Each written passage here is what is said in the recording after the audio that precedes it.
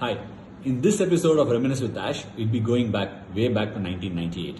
January 1998, Independence Cup, Silver Jubilee, Final, India versus Pakistan. What do we know about this game? This game is known for a lot of right reasons, where India went on to chase their highest score as on date that they had ever achieved. 315 was the score India had to achieve. What happened in the game? We all know that. India ended up on the winning side, but what happened through the game is something that I am interested in. India won the toss, put Pakistan into bat. Saeed Anwar and Ijaz Ahmed, who were scoring heavily against India at that point of time, yet again made hundreds and made the job very difficult for our batsmen. Harvinder Singh, who was the fast bowler for India then, went for 3 for 70 odd runs in that game, making it one of the most expensive spells as on date. India now, at the mid-innings break, had to chase 315, and most of the commentators, experts and everybody, and even my father living in the house, said that India will not be able to chase the score. But me, being the optimistic Indian crazy fan, had hopes pinned on Sachin and Sourav Ganguly, who were the best batters in the Indian team then. Sachin started off with a bang. It was so exciting to watch Sachin just go berserk and smash the Pakistani bowlers all over the park. In fact, he took Azhar Mahmood on and scored 4 boundaries in the same over.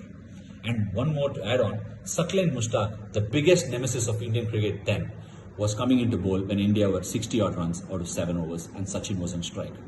Saqlain Mushtaq, with all the confidence that he had a silly point and a slip where he was going after Sachin, who was in no mood to defend.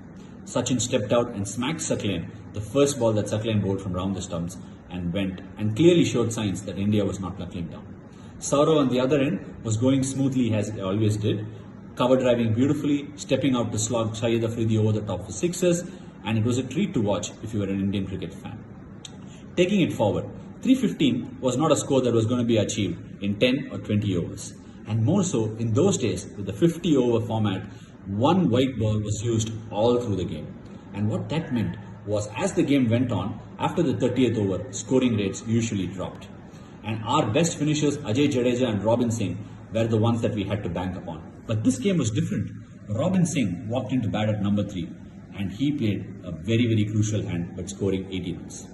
Robin and Sourav had a big partnership after Sachin's departure and made sure that India never fell off the 8 ball. India got to 250 before they lost Robin Singh to Shahid Afridi. When India lost Robin, India looked pretty good and well set to get this 315. But as always, in those days, Pakistan was very good at reversing this white ball particularly. And all of those who followed cricket then would surely remember this. And this chase was not going to be easy, because Dhaka's light that day was dipping very, very quickly.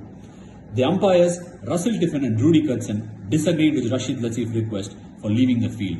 There was a lot of drama that ensued because the Pakistan fielders claimed that they couldn't see the ball. Yes, indeed, the light was dipping, and then the floodlights that was put in wasn't good enough for sighting. But India buckled on. India lost Sourav quickly, they lost Azharuddin and Ajay Jadeja in quick succession. But what they were left behind was a new man who was not quite a debutant but pretty much early on the stage, Rishikesh Kanitkar. After this game, I wanted to play left-handed following Rishikesh Kanitkar. I'll tell you why.